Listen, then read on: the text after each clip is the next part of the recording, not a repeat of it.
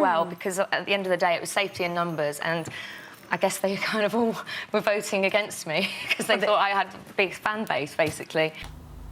Hi everyone, happy Monday. I have literally just got in from the office in London. I'm a big sweaty mess. I've just walked home. It's horrible and kind of humid outside. It's been kind of grey, then a little bit brighter. The weather is definitely changing here now, but yeah, it's not nice weather and not good hair weather. Really bad hair weather. I tell you, it's terrible hair weather. Anyway, hello, and today's video is going to be about Sarah Harding. She has actually had her, I don't know, apart from obviously she was on Big Brother's Bit on the Side and all that kind of stuff, I don't know if she's had any other television interviews since she's come out of the Big Brother house, but she appeared on Loose Women today, and I've got a few things to say about it. Yeah, interesting interview. So they first started chatting about, you know, obviously her winning Big Brother, and there's another panellist called Colleen Nolan who I believe won it a few years back, saying, you know, how they felt when they came out of the house, yada yada yada. I'm not going to talk about every part of the interview because it's a bit boring, but I'll just get to the bits that are a little bit more interesting. So, you know, she came across just okay. I don't think she came across as very warm or anything like that. To me, she kind of came across, especially towards the end of the interview, she came across as making excuses for herself, and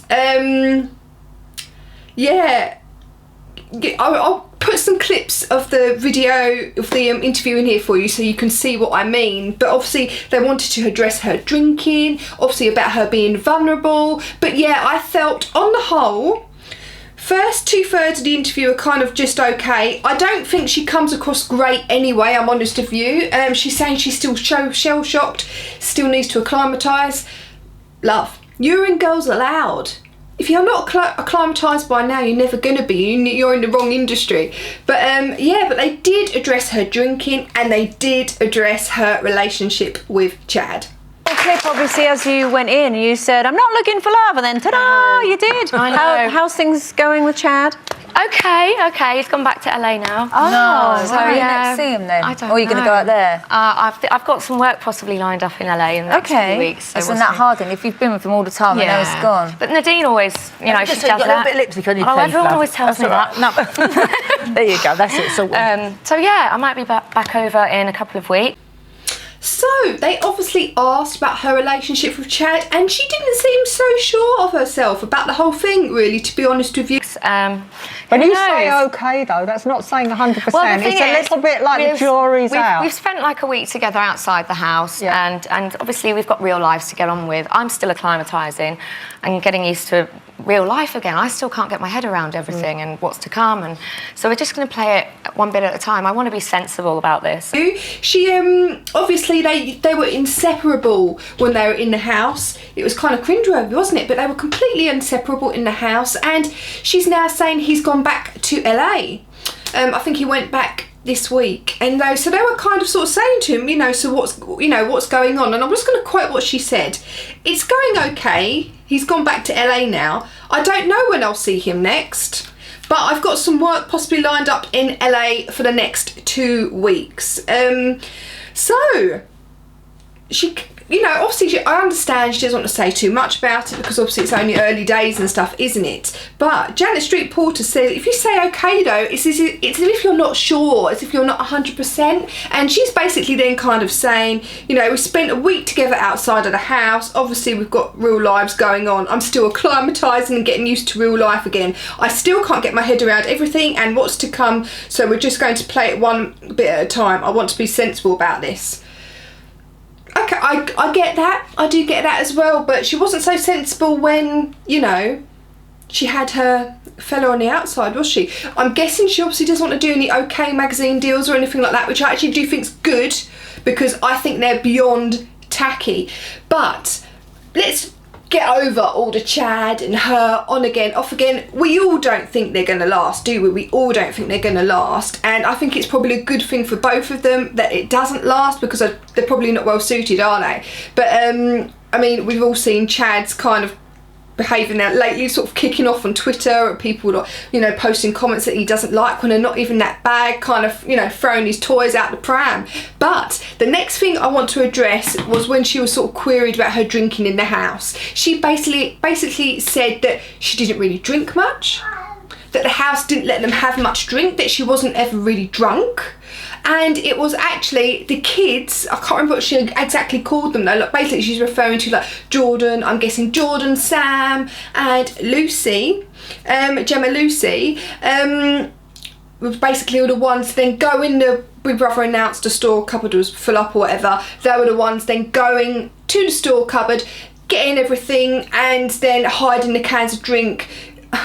There seemed to be a lot of drinking in there. Now, you'd been into rehab. Were you worried that you were drinking too much They made it out to be a lot worse than it was, to be honest with you. They don't let you drink much in the evenings whatsoever. And the kids, as I call them, they'd be running into the closet and stashing all the cans in their bedroom. Oh, were they? Yeah, so they take things on their own part. Yeah. And then they caught me getting a bottle of red for Derek one night because he didn't have a single drink. Right. So they made out I was stealing. They completely twisted it round on me. But Sarah, you did drink in there. I did a little bit, but I paced myself. But I was hardly as leery as the other kids. We all know this is absolute codswallop, but Sarah came across as half cut so many times on that show. She came across that she'd had so much to drink so many times on that show. She wouldn't have been singing like that if she hadn't have had a few to drink. And then she basically tried to say that, yeah, so she wasn't really drunk most of the time or anything like that. We're not saying she was drunk most of the time, but you get what I mean. And it was all the others who were sort of stealing the drink. But what about people say there's cider, Sarah? Is that a bit cruel? No, that was actually meant as a joke because we were on rations that week because we weren't in the members club and we weren't really eating very much. We were literally living on lentils and we were allowed only cider in the evening. I probably only had a can and a half of cider and I got the raving giggles. Well, you would if you weren't drinking. Yeah, and we weren't eating enough, so I kind of got the giggles and got a bit leery. Come on, when everyone has come out of the house so far, I know I probably sound a bit harsh, when they've all come out of the house, I'm talking like Jordan, Sam, they're all sticking to the same story. What made you want to go in the first place? But I can be like that without a drink, you know? So they can think what they want. You don't have to justify it. You know that, you know, she was difficult to live with and stuff like that, and I'm inclined to believe them. I believe Jordan when he came out of that house, I believe Trisha, and I believe Sam, and you know, I just sort of think, why don't you just admit, yeah, I'd had a few to drink and I probably shouldn't have done it. You know, people would actually relate to you more and probably like you more if you were a bit more honest. It seems like she's on a defence about it. I get it. She's been in rehab and stuff like that. But then in that case, she shouldn't have drunk anything. I personally think she should have gone on that show and not drunk anything because she obviously can't control how she behaves when she has a drink. So yeah, she basically made a lot of excuses for herself. One thing in Sarah's defence, she did kind of say she got a bit leery and she got the giggles and stuff when she had a drink, and you know, because basically she was saying she had like a can and a half of cider a night and she got a bit leery and stuff like that because they weren't eating enough. I'll give her a bit of that, but I still think she needs to admit, I don't know, she doesn't like to, I understand nobody likes to admit their flaws, but I don't know, something comes across a bit funny to me and I don't even know what it is. I really don't. I just think she doesn't come across always as very genuine. I just really don't think she comes across as that genuine. And do you know what, like I said, it's funny actually, Louis Walsh has been in the paper saying he wants Sarah Harding to get her act together so she can get, you know, promote her solo career. I don't think she's ever going to have a solo career right now. I don't think she's ever going to have a solo career in the UK. Nobody cares. Nobody cares about her. And to be honest with you, even with Cheryl, nobody's even that bothered about her anymore. I think the girls and Girls Loud, now I think it's, you know, it's time for them to do other things. She did actually say that Nadine had been in touch and that they were going to meet up, and I think that's brilliant. I think that's really good. It's a shame that, you know, none of them, they don't all seem to be friends with Sarah, but there must be a reason for it. You know, they're not all going to be, not all of them, but you know, there must be reasons behind it which we're never ever going to know, you know, the real reasons of it. One of the other reasons she said she was behaving the way she did in the evening is because she becomes more alive at night. You know? Another thing is though, I do come alive more at night, and that's always been in my character. I'm usually quite quiet in the day and a little bit anxious, and I get my thoughts processed and everything else. And I am definitely a night owl, and that's when I really sort of get myself I mean, I don't believe.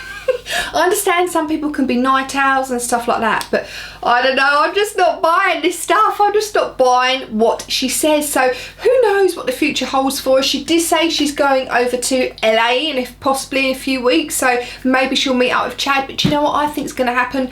She's going to be out of his mind, and it'll be, you know, out of sight, out of mind, I'm afraid. I don't think he's going to want to stay with her. I think they'll be in touch, but I wouldn't be surprised now if it fizzles out, and, you know, it just wouldn't surprise me, because I don't actually think, I mean, to be honest with you, with both of them on the show, I don't really think much of either of them, but I just don't think it's going to last. You know, Chad's going to have other fish to fry over there, so to speak, and you know, who knows what Sarah's going to do. Who knows? But anyway, hope you enjoyed the video. Hope you've all had a lovely Tuesday. I kept thinking it was Monday. It's not. It's Tuesday. I had yesterday off work. Oh, I'm now going to do myself something to eat and enjoy the rest of my evening. Hope you enjoyed the video. Please give me a thumbs up and subscribe if you're new, and I hope you have a lovely day. Bye!